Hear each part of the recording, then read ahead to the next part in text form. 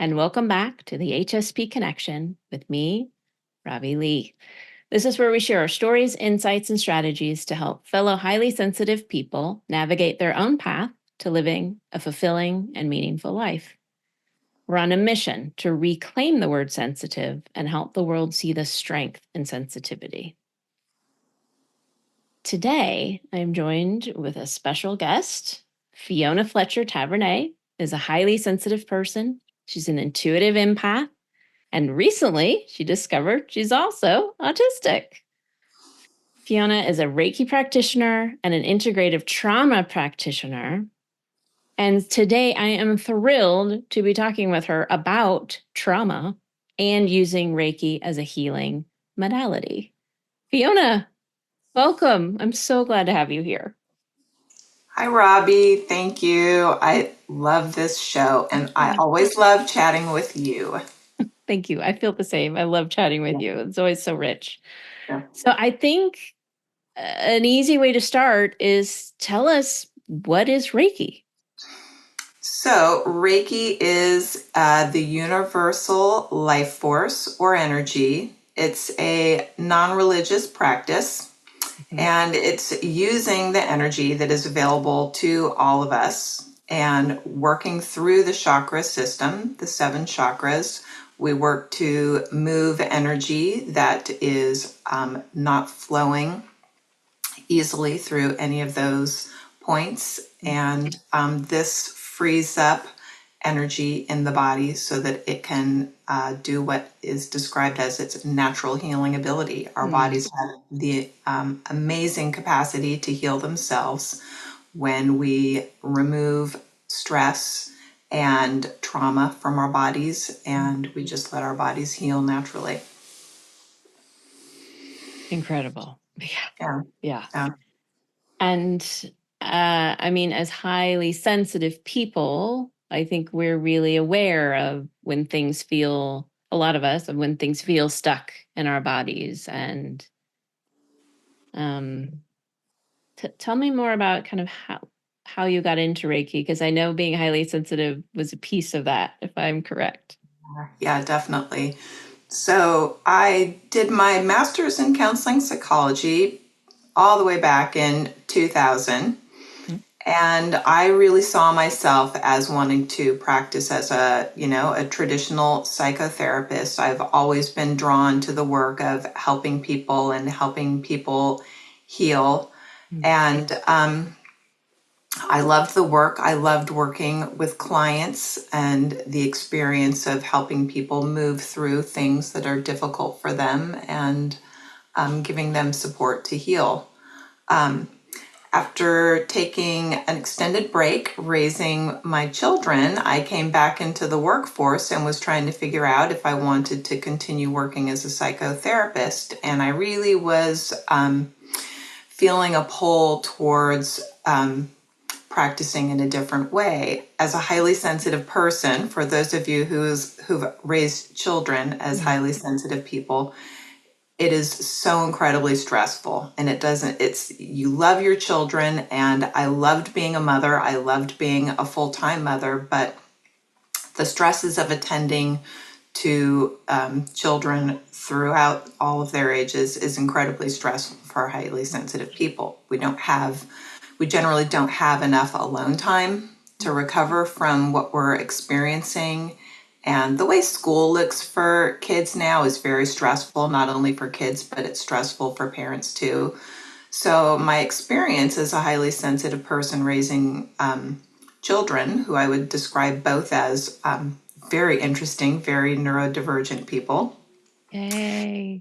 It was, the whole experience was always too much, too fast, too intense, like just a constant stream of sensory experiences that were too much for my nervous system. And I didn't realize that because I didn't know I was a highly sensitive person. And I discovered very early when my children were young that I tended towards anxiety and depression, which I had struggled with for most of my life, really. When I was younger, it was just constant anxiety. And as I got to the teen years, my anxiety turned to depression. And when I had kids, the depression came back again, like Mm. full force for me. And now the way I understand it, after having studied trauma, is my nervous system was numbing out. It was just so much sensory information. I couldn't ever get a chance to process it all and recover. So my body was starting to numb out so that I would stop feeling my sensory experiences. Wow. So, and along the way, I developed, along with the anxiety, developed chronic fatigue, IBS, a lot of the things that highly sensitive people experience when our nervous systems are just constantly activated. Yes. So, I started trying all the things. I went to the regular MD. I worked with an integrative doctor for almost a decade, which was wonderful. And she was the person who introduced me to the idea of mind-body healing. Wow. So that was kind of the beginning of my path. I tried a lot of different modalities. I did, I tried, herbal remedies, and I tried homeopathy. I did acupuncture. I did a lot of cool things. But she had a person in her office who practiced healing touch, it is Reiki, but it's with a certification so that you can practice in a, like in hospitals and professionals' office. So that was my first Reiki experience, and it was just totally different from anything I'd ever experienced. My body was finally not defensive against everything that was coming at me. I could just receive. Oh my gosh. Like my whole body is melting just hearing you talk about it, honestly. I know Yeah. I can really relate to what you're talking about. I know the listeners will too, because as highly sensitive people, like you're talking about, our nervous systems can so easily become overwhelmed, especially when we don't know we're highly sensitive. And then, so we don't know how to care for our nervous system. People aren't out there telling us. And then even when you newly find out you're highly sensitive, it's still like, what do I do? What do I do? Yeah. What do I do? And um, a lot of us have physical things that come up because our nervous systems are overtaxed, and mental health things like you were talking about. Now, I had never heard before that. How did you say it? Numbing out, like so like depression symptoms can be your nervous system just on the frit. It's numbing out. That Yeah, resonates with me when you say that. Yes. it's your body's self-protective Yes. mechanism to stop any more sensory input from Yes. coming in, so that you would, Yes. because you still have to be in survival mode. You still Right. have to be functional, especially if you're taking care of children, of your Oh family. gosh. You Yeah. have to be able to get yourself out of bed, or if you're a working person, you have to be able to get yourself to your job. You have to feed yourself enough calories to get through the day, but your Yes. body is not thriving. Your body is in survival mode. And so Mm. for a lot of people, that version of depression is just, it's numbing out your nervous system so that you're not feeling the sensory input, but That you're makes also so not much sense. feeling the joy, Right. right? Right. Right. Which, oh, is such, I mean, it's heartbreaking because as highly sensitive people, like we can feel the joy so deeply. So when we're cut off from that, it's just like, oh, like it's very Yeah. painful. It's very painful, It's very painful, and it can affect our relationships of with course. our friends and people in our family, because they wonder why we're Yeah. always so negative or Yeah. so down, or like we're not fun to be around, Yeah. and we don't feel like we're fun to be around. But Yeah. it's because our nervous system has lost the ability to experience that joy. And Yeah. when you're a highly sensitive person, when you feel joy, it's like, right? Yeah. It's like big joy, because Yes. we experience the extremes. We experiences the lows very deeply, but the highs are also like, the colors are vibrant and the Yes. smells are amazing, and we feel things at a very different level. Absolutely. Absolutely. Yeah. And so tell us more about how and why Reiki is so beneficial to those of us with these highly sensitive nervous systems. Yeah. So a lot of my clients who I work with come to me because they have been in therapy for, quite a long time. Mm-hmm. It's a very typical story that I hear people tell. And talk therapy is wonderful. I love that talk therapy is becoming more common and acceptable. We need to be Yeah. able to work through things in our heads, right? Like we need to feel heard and feel held. So Yeah. talk therapy is a very important experience. But what a lot of people describe is continuing to go to talk therapy, continuing to talk about the same things, and the issues never resolving, that they feel like those things are still, baked into their into their bodies and they Yeah. can't fully release whatever the traumatic experience is. Mm. And sometimes, especially highly sensitive people, I have friends who I've spoken to who are highly sensitive and or autistic, and their experience of going to talk therapy can be very traumatic because if you're talking about the trauma Mm. again and again, our brains experience it as if it's happening again. Yes. So it's So re-traumatizing. Yeah. re-traumatizing. Yeah. And some people will stop going to talk therapy because they don't like the way that feels. Yeah. When I was in my master's program, I had to be very careful about when I scheduled my therapy appointments because as a graduate student, you're required to go through your own therapy. I couldn't schedule it around, like I couldn't go to a therapy appointment and then go back to work because I was wrecked for the day. Yeah. And I was probably wrecked for the next day too. So that sort of, when I was trying to figure out, do I want to go down this road and practice that way again? I was just ready to look at it at a different approach. Mm. And so people who come to me, their experience is they don't have to talk about their trauma if they don't want to. Oh. Reiki will still move the energy. If they want to talk about the trauma, be it can be a good bridging of modalities because once you've talked about it, it's kind of brought to the surface in your nervous system. And then when I bring in Reiki, it's moving it out of the body. So we're not just bringing it up and leaving it there. We're actually moving the energy all the way out of the body. And so it also can be very beneficial for people who are seeing a therapist and they're bringing stuff up, but Mm-hmm. then I can help them move it out of the body. Oh, And that's then we're not incredible. ruminating, right? Like we're ruminating and ruminating about our stuff that we're working on. Mm-hmm. Reiki is very good at moving that energy out completely. That's incredible. So it's a great standalone tool and also pairs well for people who are getting benefit out of the talk therapy.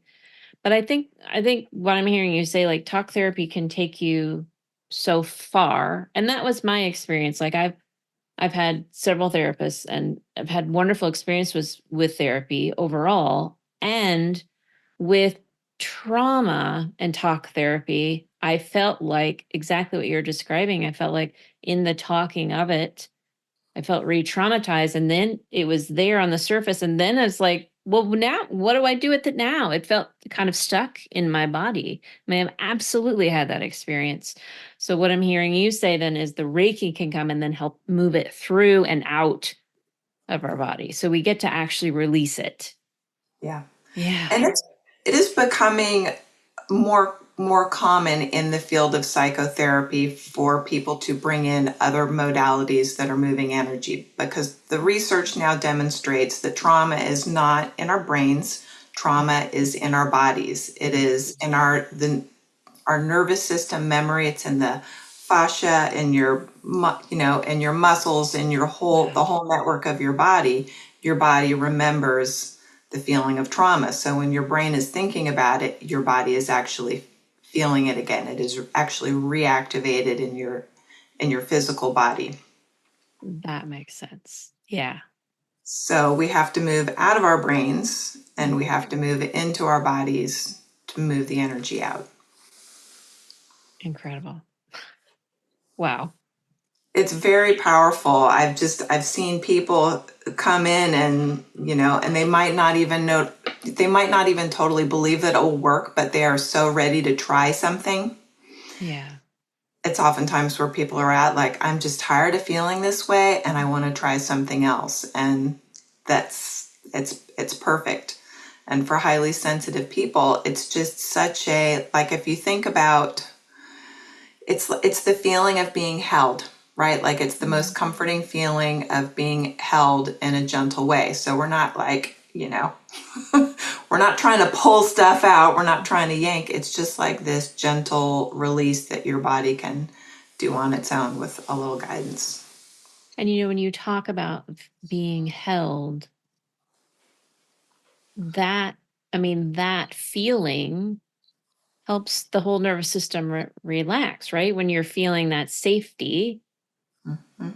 it's the exact opposite of that trauma response that we're talking about. So feeling in that relaxed state, I imagine then makes it easier to move the energy through. Yeah. When we are in any kind of activation mode, fight, flight, freeze, fawn, whatever your reaction to danger is in your body, our bodies aren't able to heal, right? Oh, yeah. We have trouble sleeping, and that's when your body is repairing itself, is when you're sleeping. It can upset digestion. It impacts the way we process information. When we always feel like we're in danger, it impacts the way we hear people speak to us. Mm. It impacts everything. It becomes a filter through which everything flows. But when we can calm the nervous system down, it's like the way you experience the world changes, because you're not always looking for the next danger. Wow. Yes. I mean, I'm again sitting with the information as you're saying it, and I'm looking back at my life in certain decades and was like, well, that explains my 40s. Like, I mean, it's like, oh my gosh. Wow.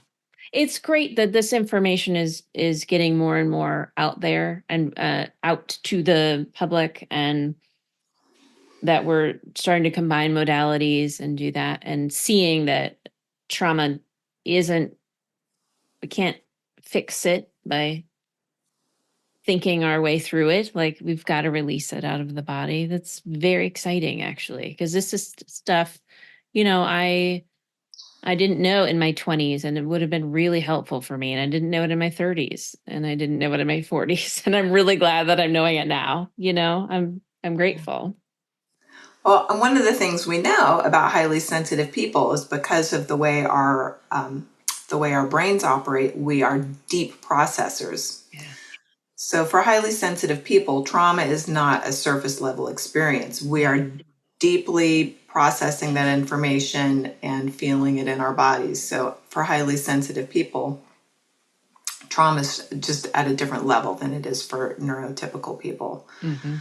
So releasing that trauma, for a lot of people can take trying some different things and getting a little bit deeper.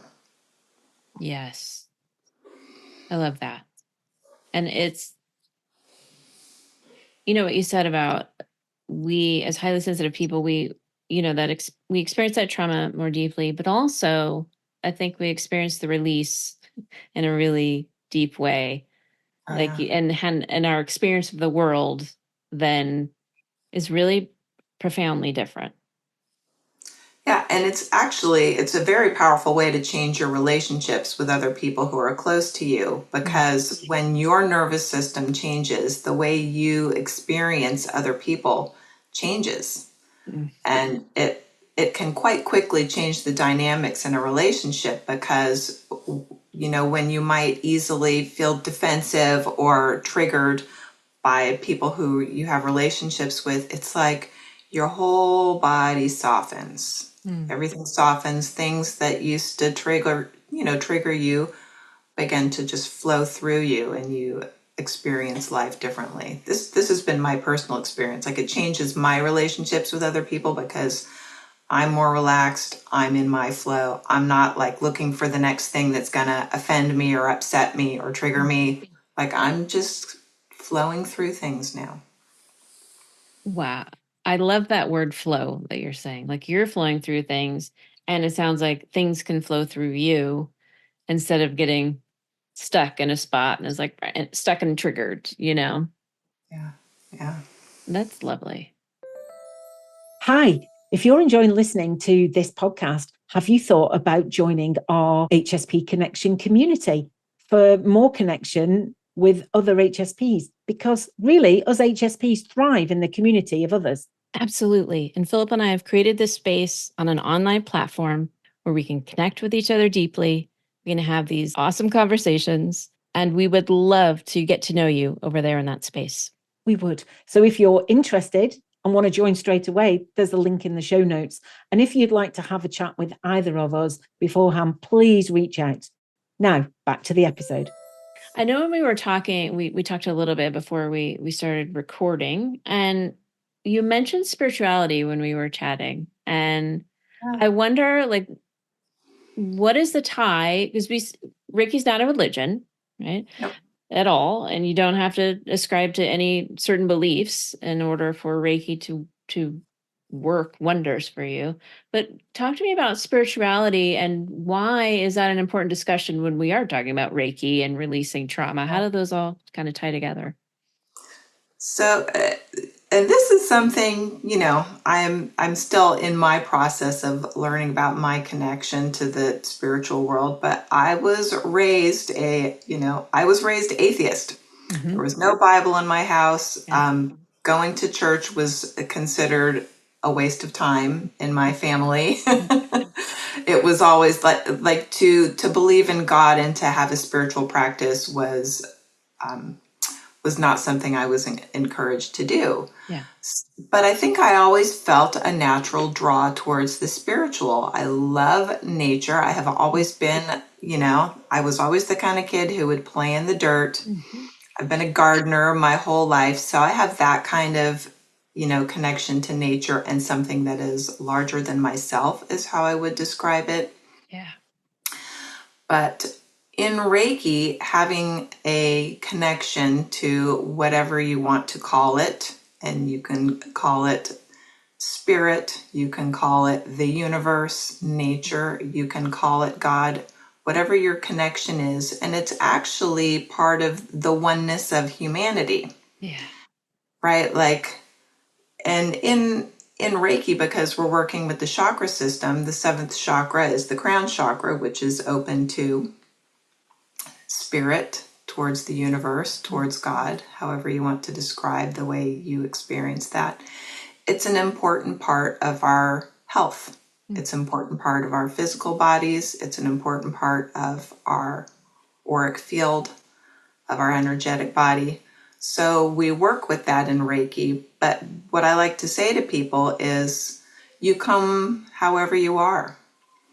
But it is part of Reiki that opening up the connection to the oneness of humanity is part of the healing work. Yeah. And I would say, even if people aren't familiar with Reiki, I think that idea of oneness being part of healing, it shows up in a lot of different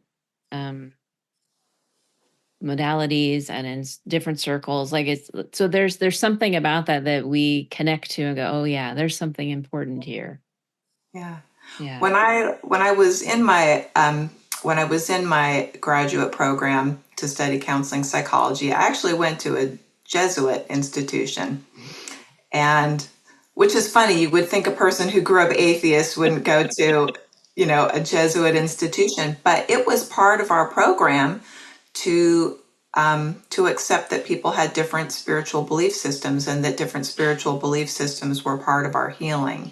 And I think I was telling you, I was listening to an interview on the Shift Network last year in the HSP Summit that they have every year. And the psychotherapist who was being interviewed was saying that spirituality is such an important part of healing for highly sensitive people because we are sensitive to all the energies. Yeah.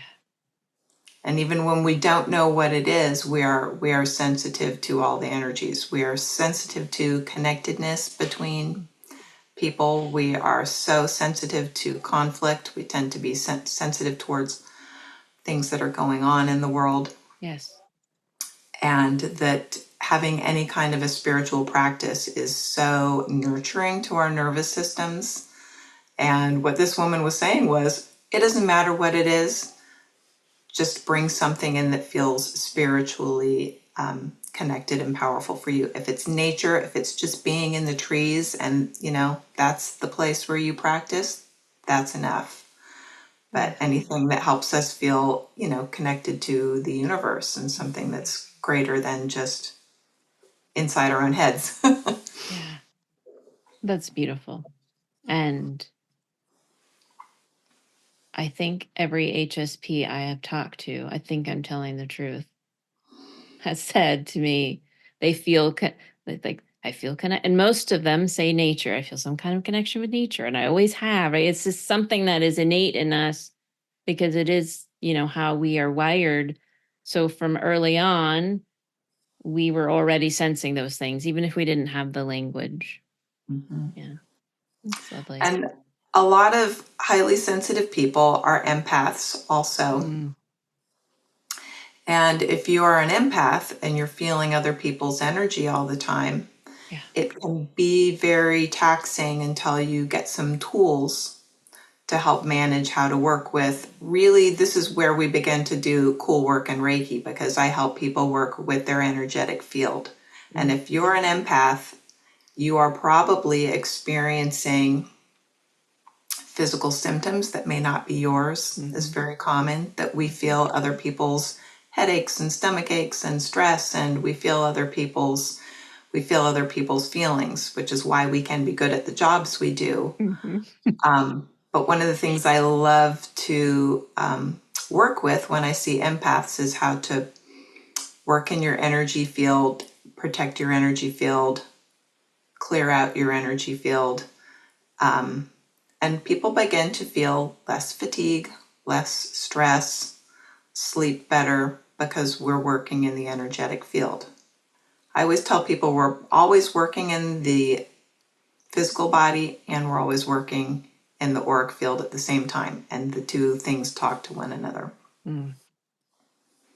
That is beautiful. And as an empath, yeah, I very much relate to what you said. Before I knew I was an empath, I knew that I would feel like if my partner had a stomach ache, I could feel her stomach ache. She had a headache, I felt her headache. And I thought, am I just a hypochondriac? Like, why, I'm just taking on someone else's symptoms? Like, what is wrong with me? And then, later I figured out I'm an empath.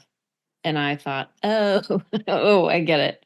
And it's very important to be able to distinguish what is mine and what is somebody else's, and to, have some choice. And when we're connecting with people, and like you said, a way to clear that out and to protect our energy field, because otherwise, my experience was it was just a constant drain. And I was just like, I don't know why I never have any energy. Then I start to see, because it's connected all out there to all these other things and people.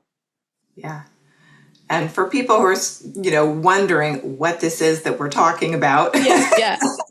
I highly recommend people read Dr. Judith Orloff, if you haven't yet, The Empath Survival Guide, and she describes what's going on. She's an MD, she is a psychiatrist, and she does the same thing. She works in the physical body and she works in the energetic body also, and she helps describe this phenomenon that we're talking about, which is you are being so sensitive to other people's energy that you take on other people's physical and mental discomfort, including if you're spending a lot of time with somebody else who's anxious or depressed, you can take on their emotional experience.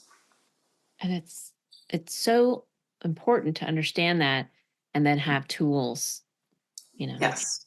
So how does Reiki, actually, let me ask you this. So if someone came to you and they're like, I don't really understand about chakras. I don't I mean, I've heard what you said about Reiki. I don't think I'm totally getting it, but my back keeps hurting and the doctor can't tell me what's going on. Like, is that someone that you can help? Yeah. And this is a very common experience that highly sensitive people and empaths have, that we are oftentimes so uncomfortable that we are going to see our doctors and they do all the labs and they check us all out and they say, you're perfectly healthy. And we say, then why do I feel so horrible all the time? Why I can't digest my food. I can't sleep. I'm anxious. I'm so fatigued. I need to take a nap every day. Yes. That very commonly these are our experiences of taking on the stressors, not only our own stressors, but the people around us. We take on the stressors of watching the news and feeling like we're now taking on the burdens of the world. Yes. But so the way I approach that when I'm working with clients, again, I say we're working in our physical bodies and we're working in our energetic bodies at the same time. So I see clients both in person and on Zoom. I do guided meditation to help clients ground. And when we're grounded, we feel safe in our bodies. Yeah.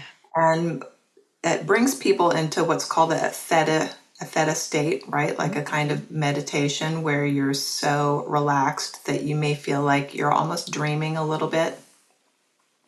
And this is when I call in the Reiki energy. And as I describe it to people, Reiki energy is like sunshine. So you are where you are, Robbie. We're not even in the same states, but we look outside our windows and we have the same sunshine. Yeah. And this is how the universal energy field works also. But I am guiding you into your own connection with the universal energy field. Beautiful. And we have access to it when we are in that very relaxed, receptive state. Because when our bodies are feeling defensive, right, we can't receive. Yeah. So Reiki is really about receiving energy. And I can explain this in another way. If you're in a loving relationship with somebody else, you will experience sometimes you're receiving and sometimes you're giving, and sometimes it's both at the same time. But we've probably all been in relationships before where we've only been the receiver or we've only been the giver, and it doesn't feel reciprocal. So, but when we are receiving Reiki, we are really in that state where we are so trusting and so relaxed that we are able to receive this energy that helps our body heal. We're moving the energetic blocks out of the way through each chakra point. I don't know if you want me to get that detailed about where the chakras are. So we have the crown chakra, number 7. We have the third eye chakra, number 6. We have the throat chakra, number 5. We have the heart chakra, number 4. We have the solar plexus chakra, number 3. We have the sacral chakra, number 2. And we have the root chakra, number 1. So I go through and I bring Reiki energy through all those chakras. And this is an interesting thing that I didn't know until I read Dr. Judith Orloff. They have been studying chakras in the auric field at UCLA for decades. So this is not as woo-woo as people think it is. This is, people are looking at these energy fields and trying to understand how they work. But in the chakra system, each of those chakra points is spinning clockwise when the energy is moving directly. And we have energy both coming in and going out. So it's a flow. But so for example, when you feel like you're having trouble expressing yourself, that would be your throat chakra. Yeah. And that can be a block of energy, right? Like if you grew up feeling like your voice wasn't important, you might have some energy block in your throat chakra. We clear that. You may feel like you've never been worthy of receiving love. That's your heart chakra.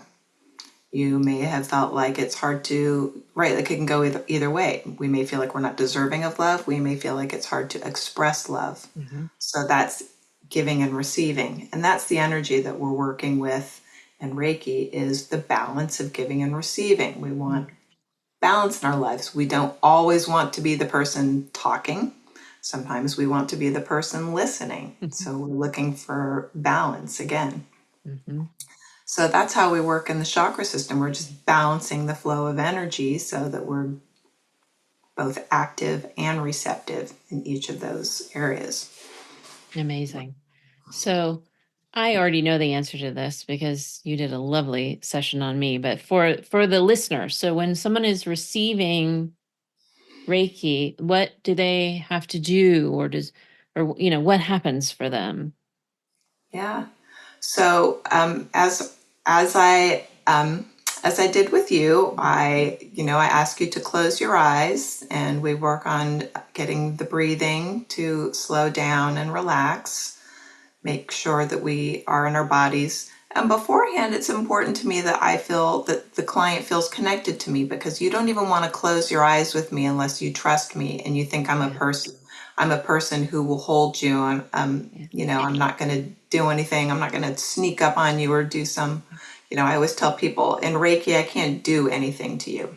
I'm only bringing in the energy that's available to you.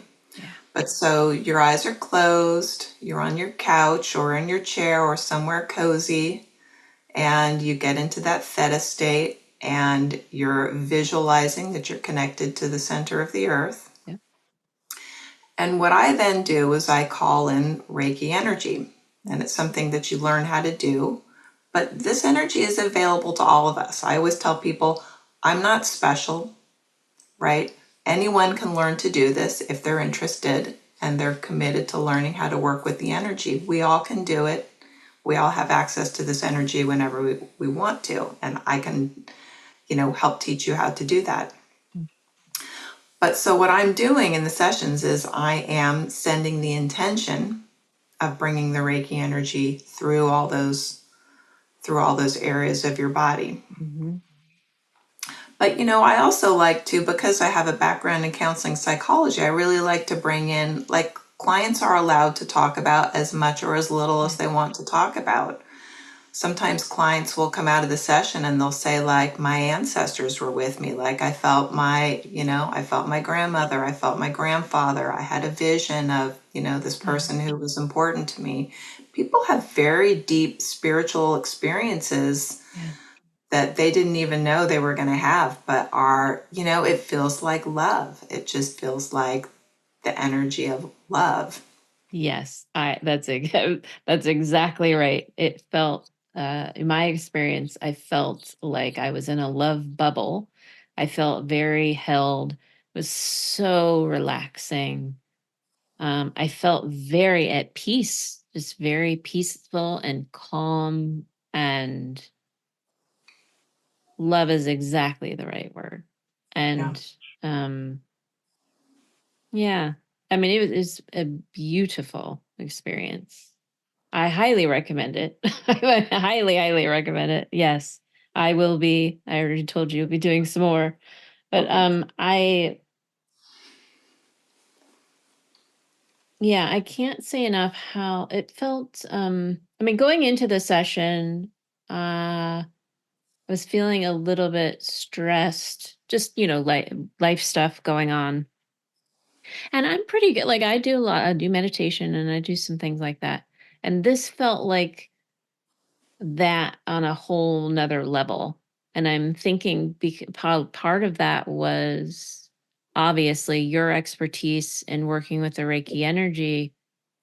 And also just, I felt like I knew I wasn't alone. I wasn't holding it myself. You were holding that for me. It was something really, really lovely.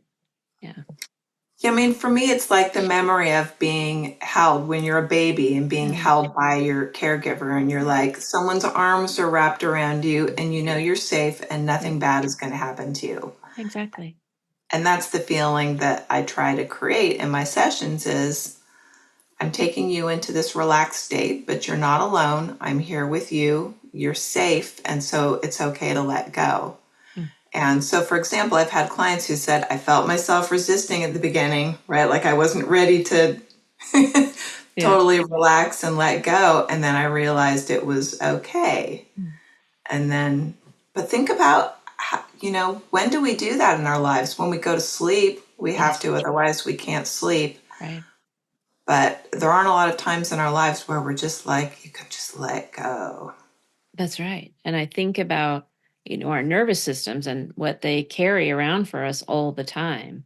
And this was just such a lovely release, and just, it's like the nervous system got to put down their burdens. It's just like, oh yeah, I don't have to carry anything right now. Yeah.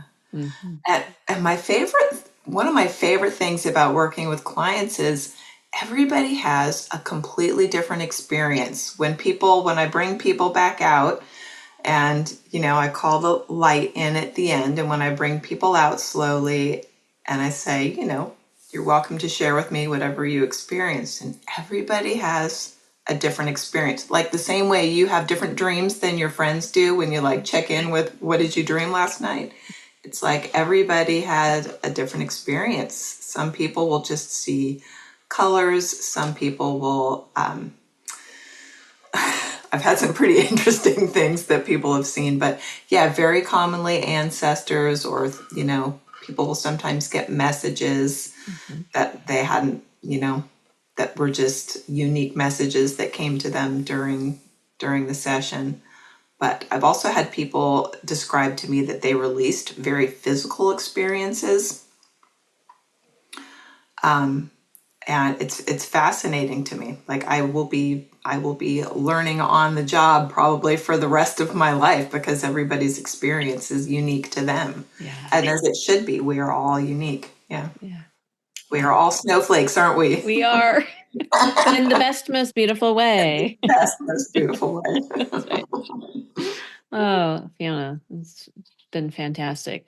Is there anything I haven't asked you about, or we haven't talked about, that you wanted to make sure and mention before we go today? I can't think of anything, but I did want to let your listeners know I really am so interested in helping highly sensitive people find a way to get back to joy and relaxation. That joy that we were talking about, where you're like, oh, I forgot that rainbows were that incredible, or I forget that song was so good that it made me cry. Like that kind of joy that we experience.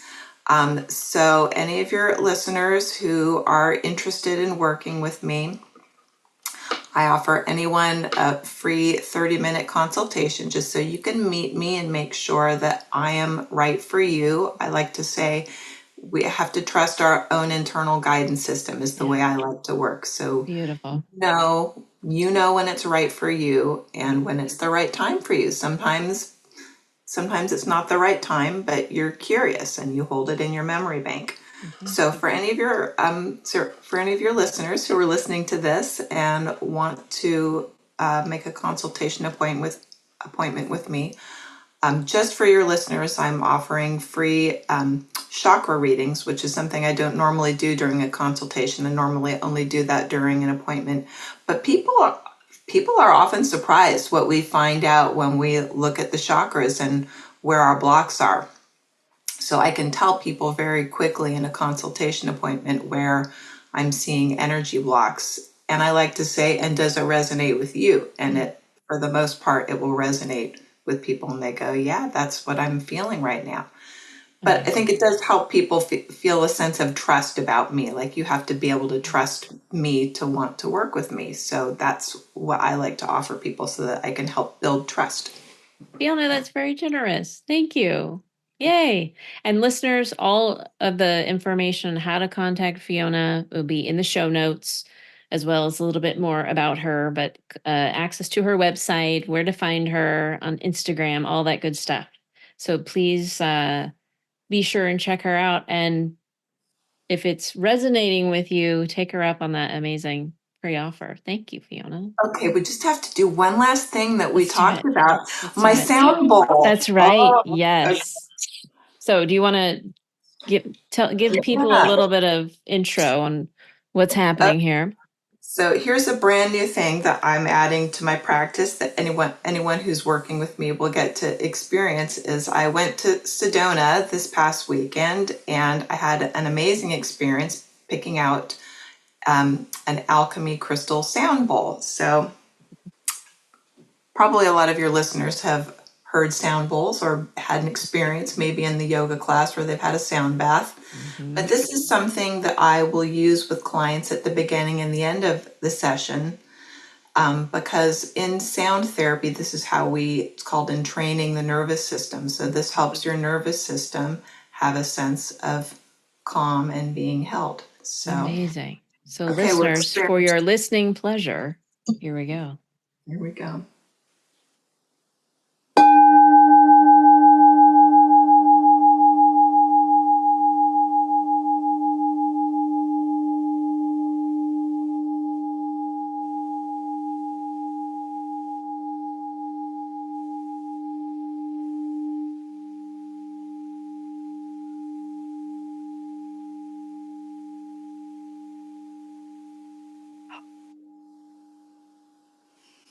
Wow.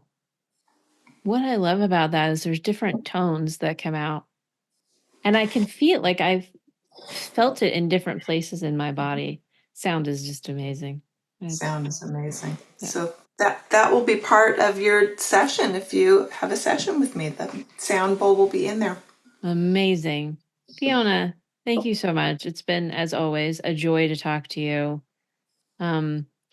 Truly grateful for what you offer the world. I mean, there's so many of us walking around with trauma, and you have, such an integrative approach to helping people deal with that. And it's just wonderful. Thank you so much.